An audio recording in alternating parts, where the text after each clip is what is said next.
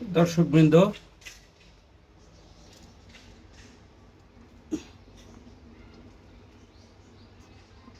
এই যে দেখতে পাচ্ছেন, এই হলো আমার কবুতর পাখির বাসা। ওই হলো মা কবুতর, ও ডিম দিয়েছে, ও ডিমে তা দিচ্ছে। আর এই হলো এই বাসার কর্তা, মানে ওই যে ঘুঘু পাখি বসে, ওই যে কবুতর বসে আছে, কালো কবুতরটা ওর হাজবেন্ড। আর এই হলো এদের বাচ্চা, এই যে দুইটা। তো বাচ্চা দুইটা একদম হুবহু ওর মায়ের চেহারা পেয়েছে। বাবার শুধু পেয়েছে কি, বাবার পায়ে পশম, এরকম পায়ে অনেকগুলো পশম হয়েছে, কিন্তু শরীরের কালার যাবতীয় যা আমি সবই দেখছি যে মায়ের মতোই হয়েছে। তো যাই হোক দর্শক, আমার এখানে ঘুঘু পাখি এবং কবুতর সবগুলো মিলে বেশ এখানে 8 জোড়া রয়েছে। তো আমি মাত্র কয়টা ঘুঘু পাখি এনেছিলাম, দুটো ঘুঘু পাখি এনেছিলাম, আর হলে যে দুটো কবুতর ছিল। তো ওগুলা খাঁচায় পুষতে পুষতে আজকে এগুলা 8 জোড়া হয়েছে। 8 জোড়া, হ্যাঁ 8 জোড়া, মানে 16টা। তো যাই হোক, এখন এই কবুতরটা এইবার নিয়ে 3-4বার ও ডিম দিয়েছে আমি বাসায় আনার পরে। প্রথম 2 জোড়া ডিম নষ্ট হয়ে গেছে, সেখানে বাচ্চা আসেনি।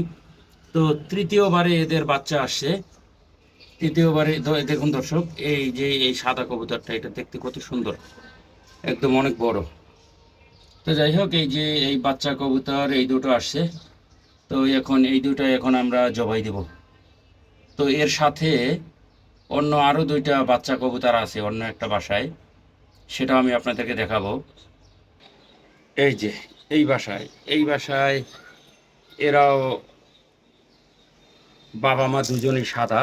এই যে এই হলো এই বাসার কর্তা। তো ওই যে নিচের কর্তা দেখলেন, আর এই কর্তা, এরা দুইজন একই মায়ের পেটের ভাই দুইজন। তো এই দুইটাকে একই জায়গা থেকে আমি সংগ্রহ করেছিলাম, কিন্তু তখন এরা দুইটা ছেলে হয়। ছেলে হওয়ার কারণে তখন আমার ছোট্ট একটা খাঁচা ছিল।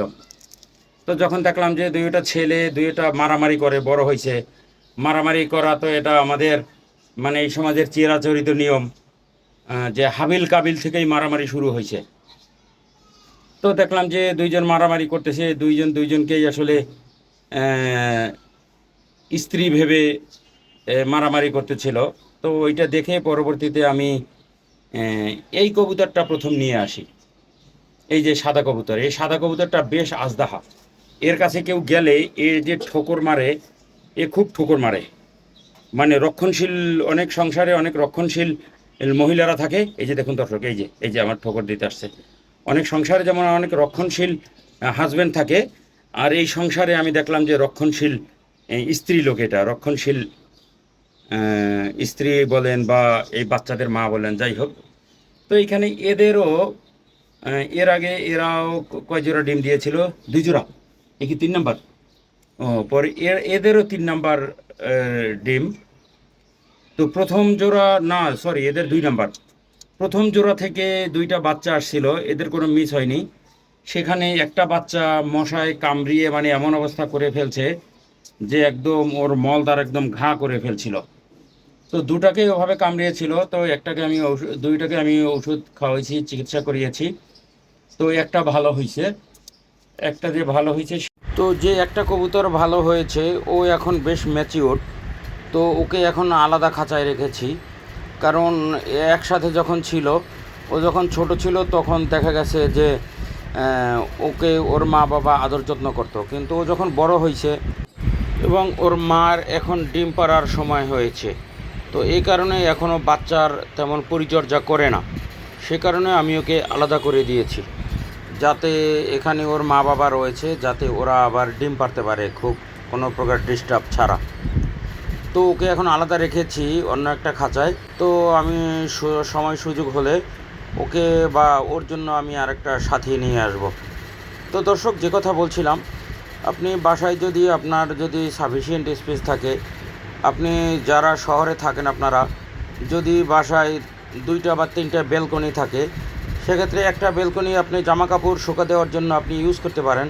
আরেকটা ব্যালকনিতে আপনি এভাবে খাঁচা দিয়ে যদি আপনি 10-12 জোড়া যদি আপনি কবুতর রাখেন, সেক্ষেত্রে আপনার প্রত্যেক মাসের আপনার মাংসের চাহিদাটা এখান থেকে পূরণ হতে পারে। এতে আপনি গোস্ত ব্যবসায়ীদের সিন্ডিকেটের কবল থেকে আপনি রক্ষা পাবেন এবং কবুতরের গোস্ত যেটা খুবই স্বাস্থ্যসম্মত, যেটার কোনো সাইড ইফেক্ট নেই।